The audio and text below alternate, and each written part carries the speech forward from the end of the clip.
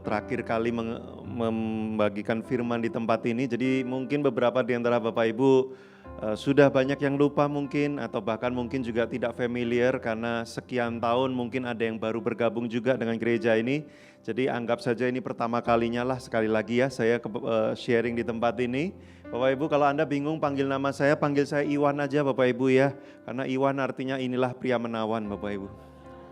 Supaya Anda cepat ingat. Karena saya lumayan sering ke Bandung Bapak Ibu ya. 2 bulan sekali, 1 bulan sekali ada pelayanan di Bandung. Jadi mungkin Anda bisa saja papasan ketemu saya entah di mana di Bandung gitu ya. Oke, hari ini saya akan sharing, diminta untuk membagikan topik mengelola emosi. Tapi Bapak Ibu, saya mengelola emosi itu banyak sekali. Kalau mau dibahas saya mesti diundang tiap minggu selama 3 tahun Bapak Ibu ya. Nah tapi kan gak bener kalau kayak gitu. Nah jadi saya ambil satu topik yang sangat penting yang saya lihat orang Kristen banyak tidak melakukan ini. Yaitu apa? Belajar untuk memiliki kedewasaan emosi. Kenapa penting memiliki kedewasaan emosi Bapak Ibu? Karena usia fisik kita dan usia emosi kita itu tidak tumbuh bareng. Ya, tumbuhnya nggak bareng. Kalau usia fisik, asal Anda makan, Anda hidup aja, Anda lakukan yang seharusnya setiap hari, normal aja, Anda pasti jadi dewasa dengan sendirinya secara fisik. Betul ya Bapak Ibu ya?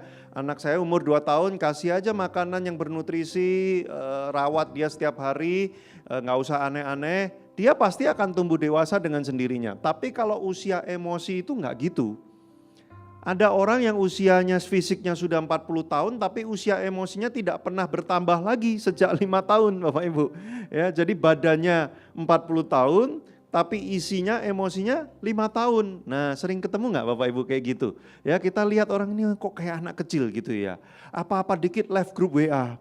Nah ya, apa dikit, saya keluar aja, wah live group WA nanti dirayu-rayu, jangan dong ini masuk lagi, berantem lagi, live group lagi gitu ya. Coba lihat wajah kiri kanannya, kayaknya saya kenal orang kayak gitu, bilang kayak gitu ya. Oke boleh dimunculkan slide saya ya, ini wajah 3 orang ini memang memukau sekali ya, tapi bukan itu khotbahnya. Nah, mature in God, bagaimana kita menjadi dewasa di dalam Tuhan, ayatnya kita baca sudah sering ya, mari silakan next slide. Ketika aku kanak-kanak, aku berkata-kata seperti kanak-kanak, aku merasa seperti kanak-kanak, aku berpikir seperti kanak-kanak. Tapi sekarang aku kan sudah bukan kanak-kanak, aku sudah dewasa. Sekarang sesudah aku menjadi dewasa, Bapak Ibu kata-katanya bagus, aku meninggalkan. Namanya meninggalkan itu berarti sebuah tindakan aktif yang disengaja, betul Bapak Ibu ya? Kalau saya berdiri di tempat ini, saya mau meninggalkan tempat ini, saya nggak bisa diam aja. Diam aja terus tiba-tiba saya pindah di situ, nggak bisa begitu. Nah orang Kristen sukanya main sulap Bapak Ibu ya.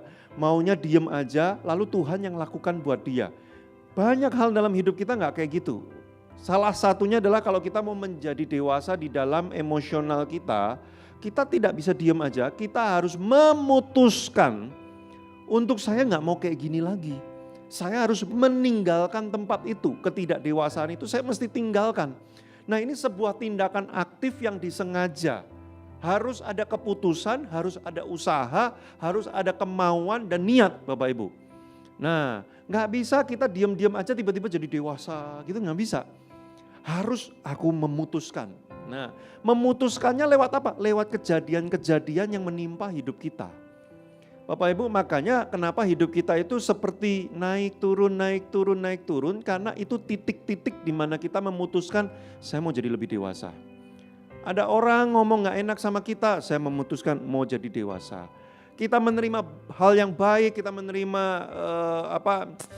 rezeki gitu ya. Kita bilang aku mau memutuskan mau menjadi dewasa. Kita konflik dengan orang, kita memutuskan untuk menjadi dewasa. Nah itu namanya meninggalkan. Boleh slide berikutnya. Kenapa kita perlu meninggalkan ketidakdewasaan Bapak Ibu? Karena ini penting. Ketidakdewasaan akan merusak bagian terbaik yang harusnya bisa kamu terima. Saudara percaya enggak? Tuhan pasti memberikan yang terbaik buat hidup Anda. Amin.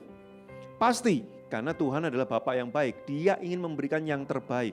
Tapi kenapa banyak orang Kristen enggak menerima bagian yang terbaik? Padahal Tuhan sudah sediakan. Karena tidak dewasa. Bapak Ibu, anak saya umurnya 2 tahun. Barusan kami kemarin merayakan ulang tahun dia yang umur kedua. Nah, tahun lalu juga kami rayakan dia umur 1, Bapak Ibu. Setelah selesai perayaan kan dapat banyak kado gitu ya. Salah satu kadonya waktu dibuka itu adalah buku, Bapak Ibu, buku tapi yang bisa ada suaranya, terus nanti bisa interaktif gitu-gitu ya. Nah, umur dia kan baru 1 tahun, Bapak Ibu. Dia belum cukup dewasa untuk pakai buku itu sebenarnya. Karena dia belum ngerti ini apa, ini apa, ini apa. Akhirnya apa yang dia lakukan? Umur 1 tahun ketemu buku itu. Wah, dia banting-banting, dia injek-injek, ya, terus kemudian dia tarik-tarik, beberapa bagian udah mau lepas. Nah, Bapak Ibu, kenapa kemudian saya memutuskan untuk ambil buku itu dan gak mau kasih lagi sama dia? Karena dia belum cukup dewasa untuk dia pegang buku itu. Kalau dia pegang buku itu sekarang, dia nanti merusak buku itu kemudian udah gak bisa dipakai lagi. Nanti dia umur 3 tahun di mana dia harusnya pakai buku itu dan mulai bisa ngerti, buku itu udah gak ada. Udah rusak waktu dia umur 1 tahun. Dia kehilangan bagian terbaik yang harusnya dia bisa terima waktu umur 3 tahun. Kenapa? Karena dia belum dewasa waktu menerima itu. Bapak Ibu nangkep gak maksud saya? Kenapa banyak orang Kristen menikah, kok pernikahannya kayak neraka? Ya. Aku menyesal kenapa aku menikah, ya. Kok bisa sih aku sama kamu? Lah nggak tahu dulu gimana ceritanya, ya. Nggak dapat bagian yang terbaik. Padahal banyak orang bilang katanya pernikahan itu surga di dunia. Enggak, itu neraka di dunia. Ya, banyak orang bilang gitu. Kenapa? Karena 2 orang yang tidak cukup dewasa masuk ke dalam pernikahan. Akhirnya bagian terbaik yang Tuhan sediakan di situ, dia nggak rasakan dan dia nggak dapatkan. Karena dia tidak cukup dewasa. Bapak Ibu nangkep maksud saya ya? Kenapa Anda perlu tumbuh jadi lebih dewasa? Karena bagian-bagian terbaik yang Tuhan sediakan itu memang untuk Anda. Kalau Anda menjadi dewasa. Kalau Anda nggak mau dewasa, enggak aku mau kayak gini terus. Anda akan kehilangan bagian-bagian terbaik yang Tuhan sediakan buat hidup Anda. Makanya hidup Anda terasanya, perasaannya kayak kok kayak gini ya, kok nggak enak ya, aku ikut Tuhan Yesus kok kayak begini ya. Perasaannya berasanya nggak oke terus, bukan karena Tuhan jahat sama kita, tapi karena kita tidak punya kedewasaan untuk mendapatkan yang terbaik. Nah, sampai di sini paham Bapak Ibu ya? Saya belum khotbah loh, ini baru pemanasan loh ya. Nah, habis ini baru mulai gitu ya. Lah Pak, kapan selesainya? Tenang, saya tuh kalau khotbah cepet ya. Anda dengerin tiba-tiba selesai aja ya, karena tidur. Oh jangan ya, jangan ya. Mari next slide.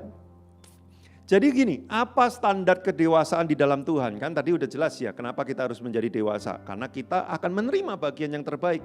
Kalau enggak dewasa, kelewatan tuh. Nah sekarang apa Pak maksudnya orang yang dewasa secara emosi di dalam Tuhan itu ciri-cirinya apa? Nah pagi ini saya akan mulai mengkhotbahkan, saya akan bagikan 377 tips. Bagaimana? Anda langsung wajahnya gitu ya. Yang ini jangan diundang lagi ya Pastor Yeli ya. Enggak lah, 3 aja ya di courting ya. 3 indikator, 3 standar untuk menilai kita itu udah dewasa belum sih di dalam Tuhan. Bapak Ibu, kalau Anda dengar firman Tuhan atau Anda baca Alkitab, Anda berdoa, Anda merenungkan firman, Anda dapat sesuatu. Pakai Alkitab firman Tuhan untuk menilai diri sendiri. Jangan pakai untuk menilai orang lain.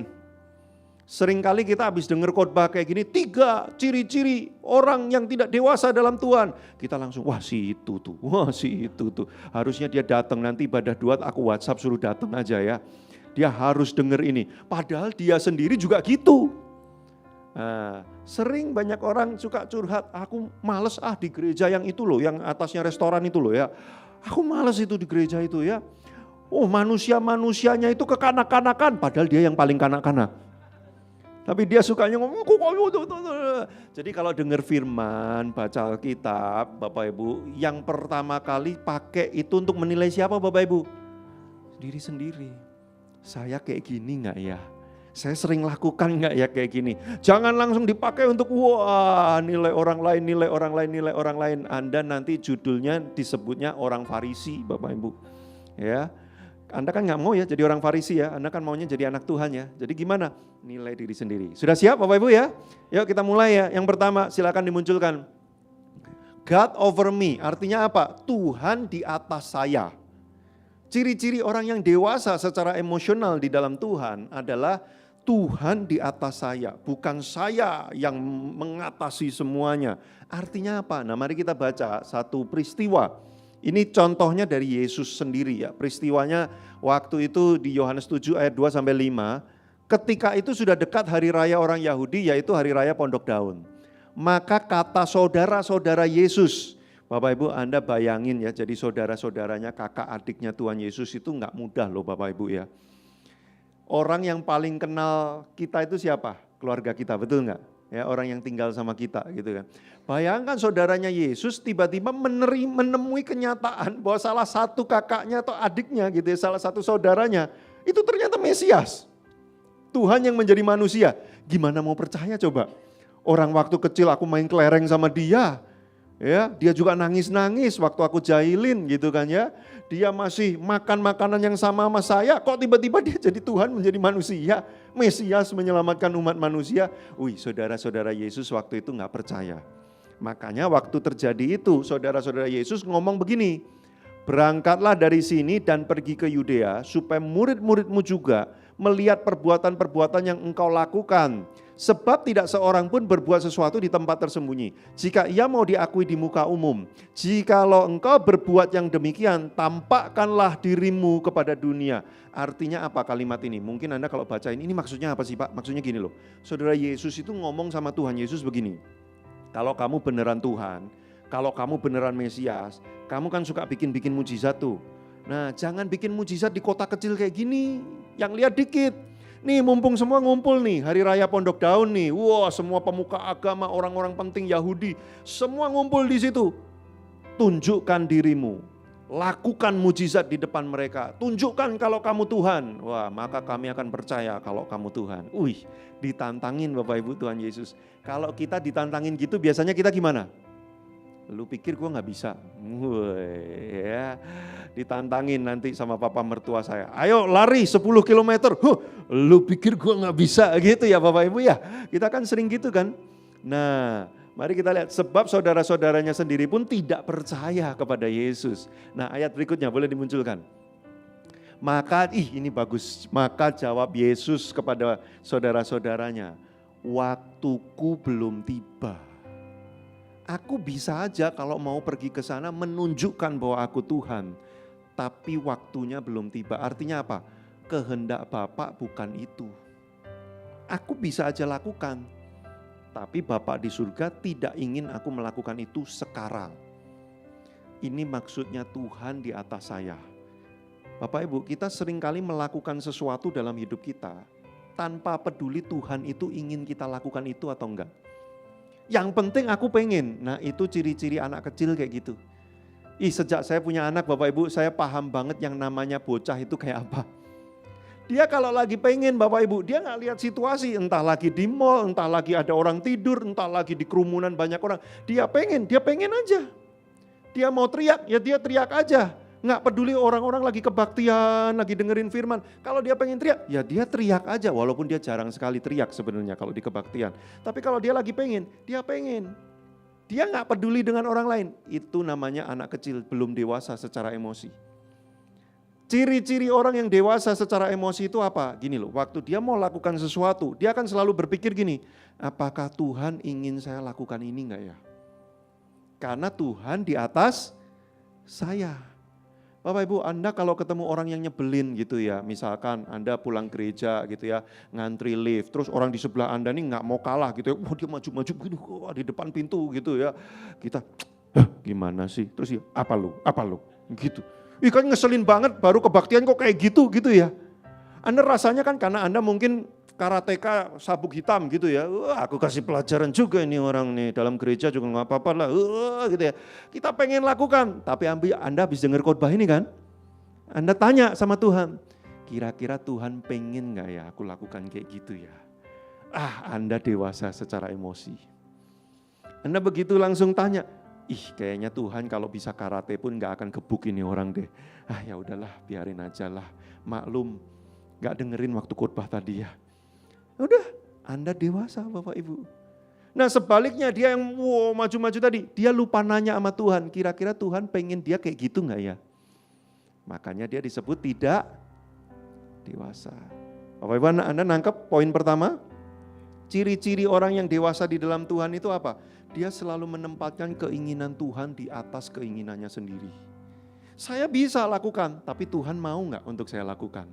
Kalau Tuhan nggak mau, sekalipun saya bisa, saya nggak akan lakukan. Itu orang dewasa. Loh bener nggak sih? Orang dewasa itu kan gitu ya Bapak Ibu ya? Anda berangkat kerja, nih orang dewasa nih ya, berangkat kerja, Anda nggak seneng dengan kerjaannya, Anda sebenarnya bete kerja itu. Tapi Anda tahu Anda harus lakukan, karena kalau enggak Anda nggak bisa hidupin keluarga Anda. Kan Anda melakukannya walaupun Anda nggak pengen di hati, karena Anda tahu ini yang benar, ini yang penting, betul nggak Bapak Ibu? Tapi kalau anak kecil gimana? Ya makanya kan sekarang banyak yang ngeluh ya, anak-anak muda zaman sekarang kerja itu banyak yang ngeluh tuh ya. Anak muda sekarang kalau kerja gini-gini, salah satunya ciri-cirinya apa? Gini, aku lagi nggak pengen kerjaan ini, besok resign resign dia besok Bapak Ibu. Nggak mikir panjang gitu kan, berdasarkan apa yang pengen di hati.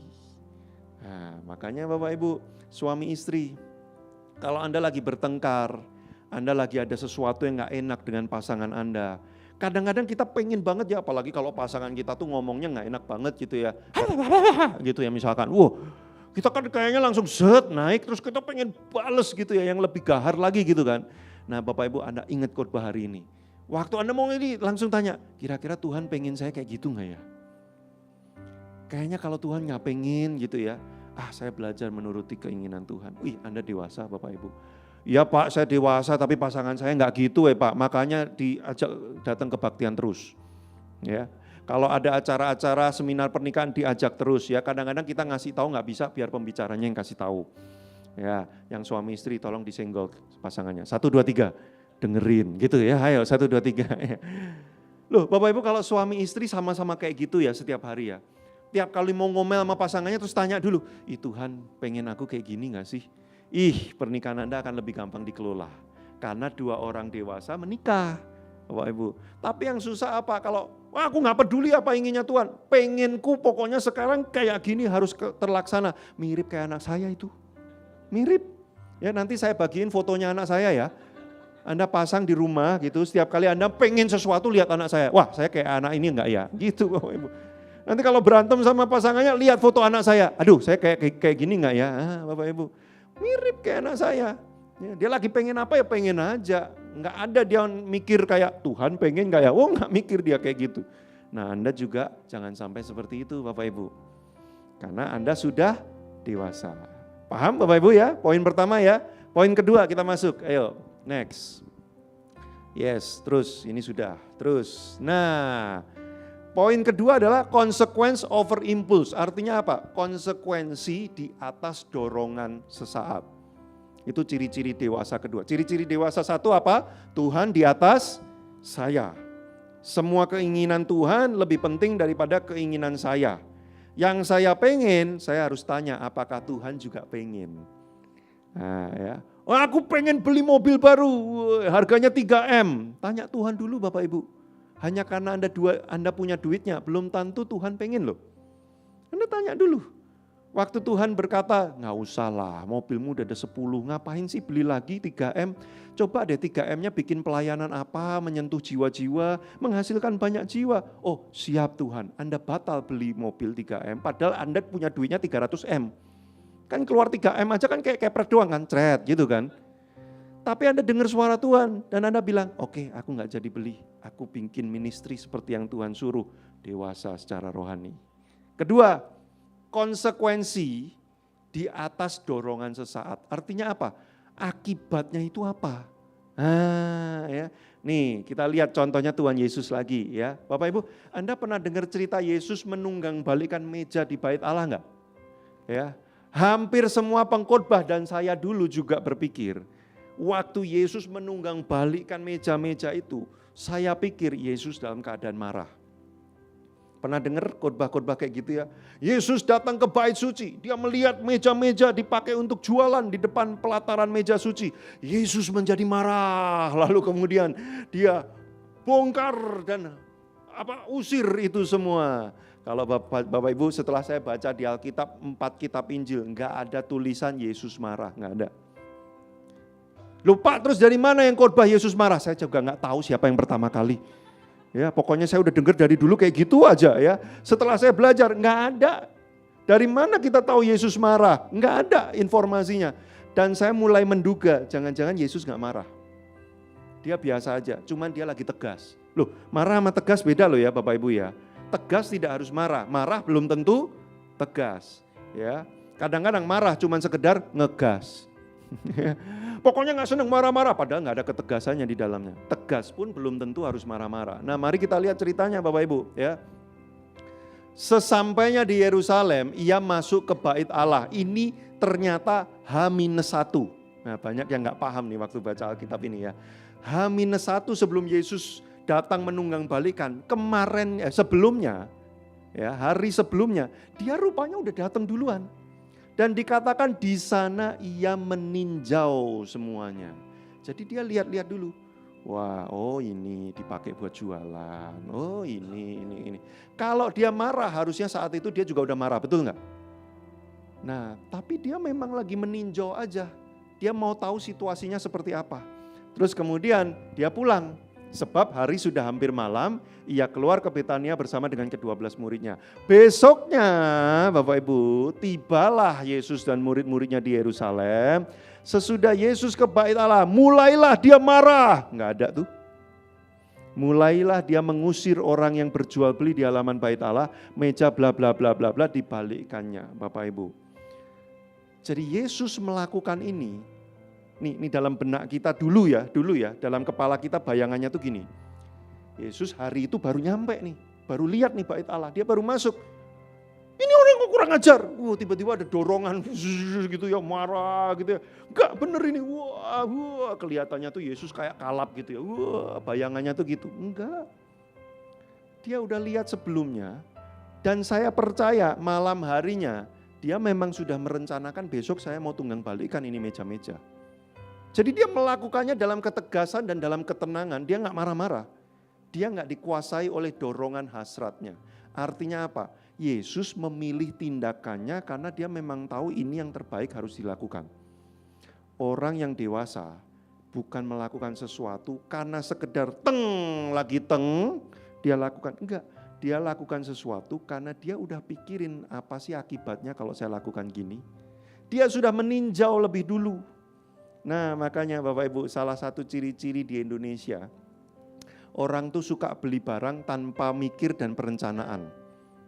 Kalau lagi ke mall jalan-jalan, nih habis ini yang mau pergi ke mall ya, ingat khotbah hari ini ya. Banyak, maaf ya ibu-ibu ya, banyak ibu-ibu masuk ke mall tuh nggak pernah ada rencana mau beli apa-apa, tapi keluar-keluar banyak yang dibeli.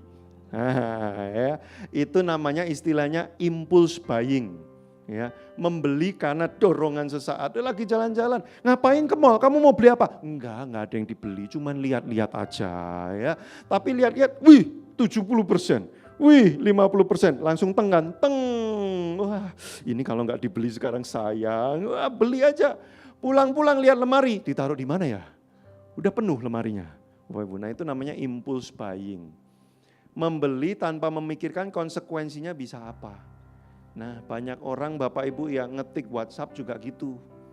Ya, nggak pakai dipikir akibatnya apa.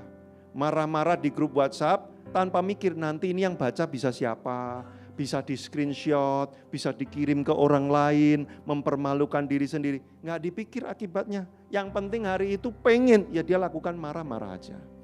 Nah itu ciri-ciri anak-anak Bapak Ibu. Tidak memikirkan akibatnya apa. Bapak Ibu suami istri. Saya nggak tahu ya kenapa kok hari ini contohnya suami istri terus gitu ya. Nggak direncanakan loh Bapak Ibu. Anda jangan merasa ini pembicara sengaja ya nyindir-nyindir. Kenal aja enggak. Gimana bisa nyindir Anda? Kan kita baru ketemu gitu kan ya. Anda jangan ngerasa kayak ini pembicara jangan diundang nih kurang ajar nih. Mentang-mentang saya hari ini datang khotbahnya nyindir saya terus. Saya nggak tahu Anda datang apa enggak. Bapak Ibu. Nah suami istri. Coba deh sebelum melakukan sesuatu kadang-kadang mikir gini loh. Kalau saya lakukan gini emang nanti efeknya apa sih? Ya, kadang-kadang, ini saya bukan kadang-kadang, sering saya jumpai Bapak Ibu dalam pernikahan kita mengucapkan kalimat yang kita tahu pasangan kita tuh nggak seneng dengerin itu. Kita udah tahu sebenarnya dia tuh nggak seneng dengerin itu. Tapi tetap kita lempar dan kita ucapkan juga kenapa? Karena lagi pengen, nggak bisa nahan, nggak bisa ngendaliin. Udah aku ngomong kayak gini, loh dia nanti gak seneng loh. Iya aku tahu dia gak seneng, emang sengaja bikin dia gak seneng. Loh emang tujuannya apa kalau dia gak seneng? Ya biarin aja, biar dia tahu. Tahukah Anda itulah yang merusak pernikahan Anda?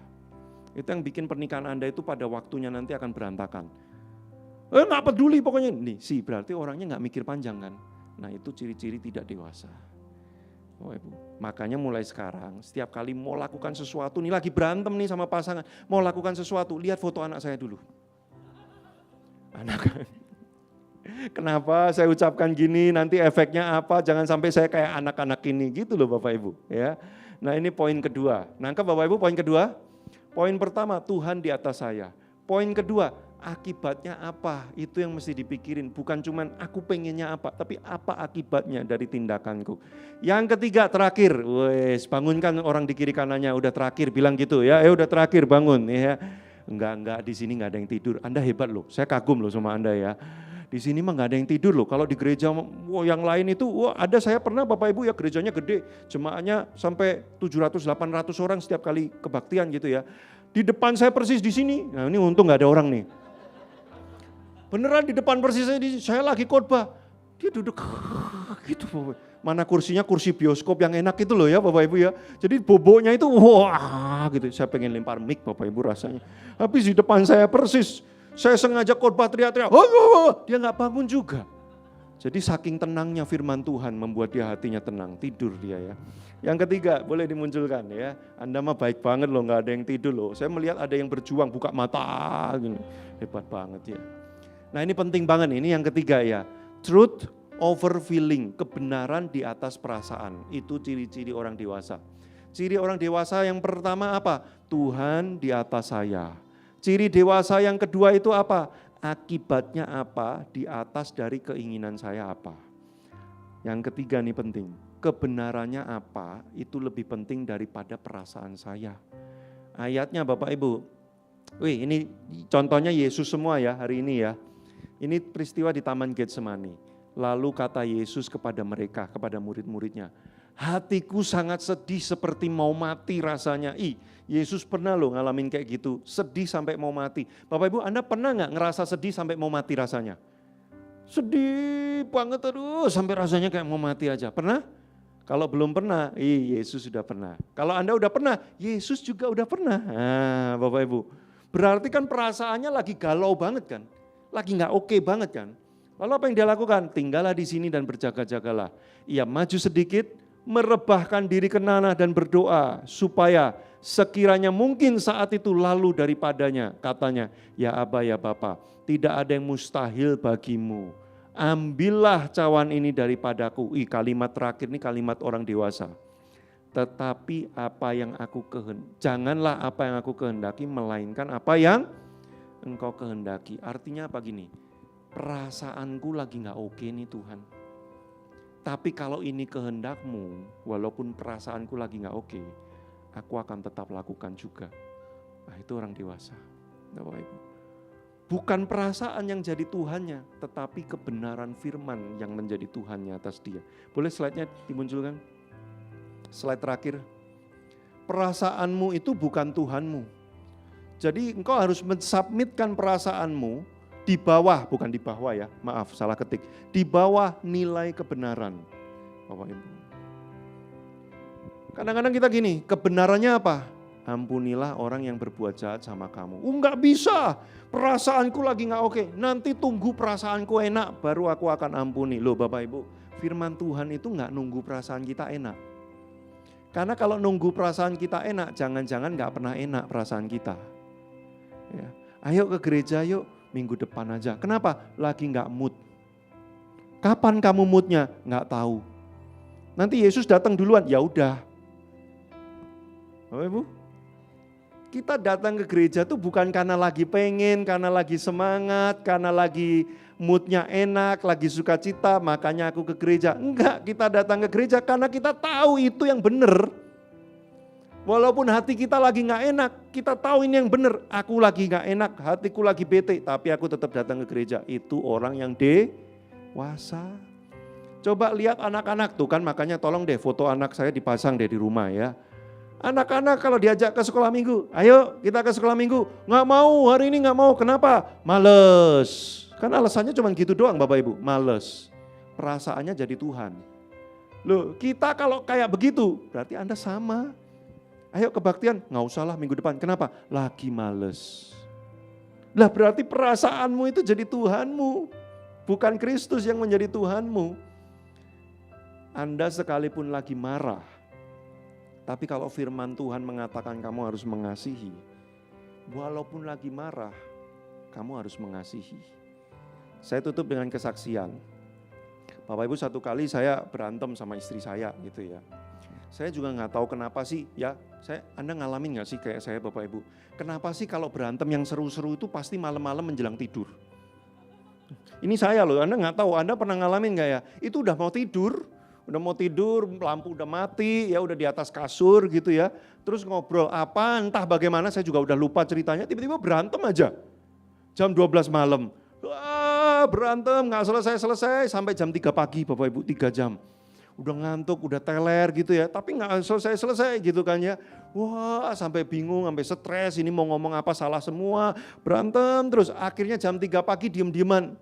Tapi nggak ada yang tidur juga, kenapa? Karena ada aturan tidak tertulis, siapa yang tidur duluan berarti itu menganggap pertengkarannya kurang penting. Wah, jadi akhirnya semua tahan nggak tidur gitu ya.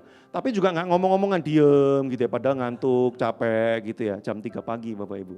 Sampai jam 4 pagi nggak ngomong-ngomongan, diem gitu ya. Saya udah stres banget, Anda lihat kan saya kurus kering begini ya Bapak Ibu ya. Saya udah stres banget ya, ini gimana beresinnya gitu ya. Terus saya duduk di pojokan Bapak Ibu ya, duduk di pojokan pasang tampang victim mentality. Pasang tampang terzolimi gitu ya, waduh saya udah duduk ya, stres, teler gitu ya. Terus saya pasang wajah memang melas supaya kelihatannya kayak korban banget gitu ya. Waduh udah stres gitu ya. Sambil ngelirik-ngelirik dia, lihat nggak ya? Nih gara-gara lu nih gue jadi kayak gini, gitu maksudnya. Wah stres. Tiba-tiba Bapak Ibu ya, istri saya datengin saya, dia nggak ngomong apa-apa, tiba-tiba duduk di sebelah saya, terus dia rangkul, dia peluk saya. Nggak ngomongan apa-apa Bapak Ibu, 10 menit cuman minta maaf, saya minta maaf, dia minta maaf, terus habis itu tidur. Lah terus 4 jam tadi ngapain aja gitu ya. Cuman 10 menit tidur, tapi sebelum tidur saya tanya Bapak Ibu sama istri saya, kamu kenapa tadi kok mau datengin, kok peluk? Masih marah enggak? Terus dia jawab, masih. Loh kalau masih marah kenapa kok datengin peluk? Terus dia jawab gini, karena aku ingat waktu kita menikah, aku pernah janji mengasihi kamu dalam keadaan apapun juga. Sekalipun lagi marah, melakukan kebenaran itu masih bisa Bapak Ibu. Kalau kebenaran di atas perasaan. Bapak Ibu, saya menikah baru 17 tahun. Saya nggak tahu Anda sudah berapa tahun. Tapi 17 tahun saya itu nggak mudah Bapak Ibu. Ada momen-momen di mana pertengkaran itu kayak nggak ada jawabannya. Capek, lelah, ada banyak hal yang diributin dan sebagainya. Tapi kok bisa bertahan sampai hari ini. Bahkan saya kalau ngajar seminar pernikahan, saya pernah ngomong begini. Di Alkitab dikatakan nanti di surga itu tidak ada kawin mengawinkan. Artinya apa? Status suami istri itu tidak ada di surga. Status suami istri itu cuma ada di dunia aja. Makanya waktu Anda menikah ngucap janjinya kan gini, aku akan mengasihi kamu dalam keadaan kalimat terakhirnya Anda masih ingat gak apa? Sampai maut memisahkan. Betul ya? Kok udah lupa sih Bapak Ibu janji nikahnya? Artinya apa? Begitu maut mendatangi, selesai. Status suami istri itu selesai. Saya sampai berdoa sama Tuhan. Saya ngomong sama Tuhan gini, Tuhan, walaupun di Alkitab dikatakan nanti gak ada suami istri di surga sana. Walaupun saya tahu doa saya ini gak mungkin dijawab, tapi saya tetap akan berdoa juga. Saya doa gini Bapak Ibu, Tuhan kalau boleh, yang lain gak usah, cuman saya sama istri saya aja. Tetap jadi suami istri nanti di surga sana. Yang lain biarin aja jomblo. Ya. Cuman saya aja sama istri saya, boleh ya Tuhan ya. Itu sampai hari ini saya doa terus, walaupun saya tahu gak akan dijawab Bapak Ibu. Loh, emang pernikahan saya gak sulit? Sulit. Tapi saya punya keinginan pengen terusin sampai selama-lamanya dengan istri saya Bapak Ibu. Kenapa? Karena saya mengasihi dia, dia mengasihi saya. Walaupun ada pertengkaran, kesulitan dan sebagainya. Bapak Ibu saya mau beritahu begini loh. ketika kita menempatkan kebenaran di atas perasaan, sekalipun perasaanmu lagi gak oke, kamu tetap bisa mengasihi. Kamu tetap bisa lakukan yang benar. Makanya Bapak Ibu, Tuhanmu itu adalah Yesus Kristus namanya, bukan perasaanmu. Jangan bilang gini, aku gak bisa karena aku lagi marah, aku gak bisa karena aku lagi sedih, karena aku lagi gini. Kalau kamu tuhankan perasaanmu, kamu gak akan bisa. Tapi waktu kamu ingat kebenarannya apa, lakukan bukan karena perasaan, lakukan karena inilah yang benar. Datanglah ke gereja walaupun hatimu lagi gak oke. Berdoalah sekalipun kamu lagi ngerasa gak dapetin. Tuhan kayaknya tinggalin saya, aku gak berasa hadirat Tuhan. Hadirat Tuhan itu bukan untuk dirasa-rasa, hadirat Tuhan itu diimani Bapak Ibu. Anda doa, kok rasanya Tuhan gak ada. Realitanya dia ada di mana-mana dan dia ada kapanpun dalam hidupmu. Walaupun perasaanmu lagi gak rasain, dia tetap ada. Itu sebabnya kenapa kita tetap berdoa juga. Walaupun perasaan kita gak enak. Waktu engkau tempatkan Tuhan di atas perasaan, firman akan mengubah hidupmu. Maka engkau akan menerima bagian-bagian terbaik yang Tuhan sudah sediakan. Amin. Mari kita berdoa. Kami mengucap syukur Tuhan untuk firman-Mu di tengah-tengah kami. Bapak Ibu, saya terdorong kita menyanyikan satu lagu, Tiada yang seperti Engkau. Coba janjian dulu ya sebentar ya Bapak Ibu ya, janjian nada dulu.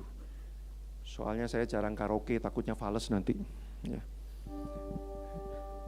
Tiada yang seperti Engkau, begitu mengasihiku. Kau Tuhan sanggup menjawab semua seru doaku. Tiada yang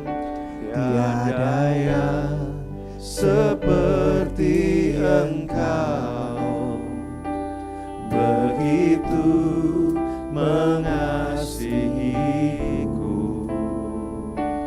Kau Tuhan sanggup melawan seluruh kehidupan. Bersama-sama katakan, aku percaya Tuhanku ajar. Kau turun tangan memulihkanku. Bersama-sama aku percaya Tuhanku dahsyat. Kau turun tangan memberkatiku. Bapak Ibu, saya terdorong pagi hari ini, bolehkah yang Anda datang dengan pasangan suami istri, Anda datang dengan suami Anda, dengan istri Anda, boleh gandeng tangannya, doakan ya, doakan istrimu, doakan suamimu, terserah siapa yang mau doain duluan. Boleh istri doain suami dulu, suami doain istri dulu, saling mendoakan. Yang jelas jangan diem-dieman, kan aneh gandengan tangan tapi diem-dieman ya, kayak awkward banget gitu ya. Bapak Ibu, doakan pasanganmu. Bagi Anda yang datang tidak ada pasangannya karena gak mau diajak ke gereja, atau misalkan dia memang belum kenal Tuhan, doakan dari tempat dudukmu. Bapak Ibu, Anda yang datang dengan keluarga, anaknya, ada orang tuanya, datangi keluargamu, doakan. Kalau ada yang datang sendirian saja karena tidak ada keluarga atau tidak ada siapapun yang datang bersama-sama, Anda berdoa di hadapan Tuhan, Bapak Ibu ya. Hari ini kita datang, kita menyerahkan pergumulan kita di hadapan Tuhan. Kita belajar menjadi dewasa secara emosi. Waktu engkau menyerahkan di hadapan Tuhan, kuasa Tuhan akan memampukan menolong kamu ya.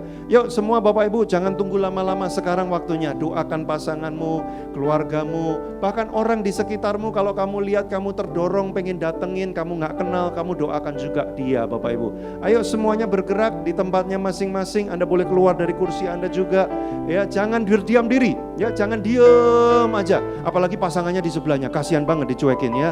Ayo doakan Bapak Ibu, siapapun memulai duluan, sekarang ya. Saya berikan waktu tidak lama, beberapa menit aja. Sekarang Bapak Ibu doakan, ayo jangan malu. Gak bisa doa, gak apa-apa, ucapkan apa aja yang Tuhan taruh di hatimu. Ayo semuanya Bapak Ibu, mulai lebih dulu, datangi. Oh ya Tuhan, urapi doa-doa yang ada di tempat ini.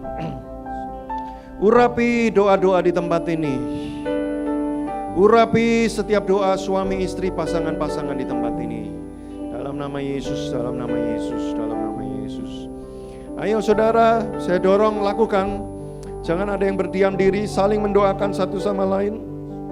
Terutama pasangan-pasangan yang hadir di tempat ini. Haleluya, haleluya.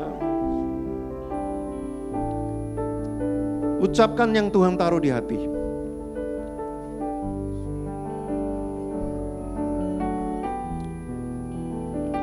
Haleluya. Beranikan diri, beranikan diri. Ayo berdoa Bapak Ibu ya. Oh yes. Tuhan tolong.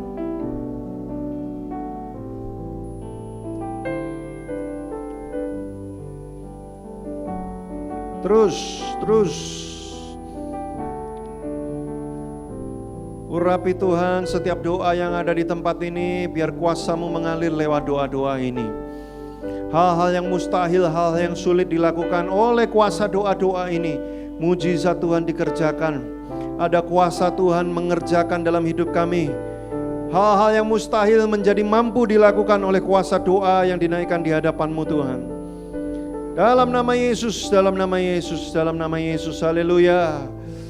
Oh ya Tuhan, mari kita bersama-sama katakan, aku percaya Tuhanku ajaib. Kau turun tangan. Urapi setiap doa yang ada Tuhan pada di tempat ini Tuhan. Aku percaya Haleluya. Tuhanku dahsyat. Haleluya. Kau turun tangan. Sekali lagi, aku percaya Tuhanku ajaib. Mari bawa di hadapan Kau Tuhan. turun tangan. Mampukan kami Tuhan. Memulihkanku. Aku percaya Tuhanku dahsyat.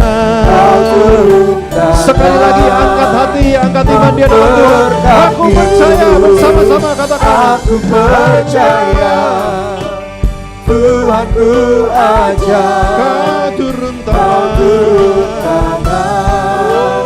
Memulihkanku.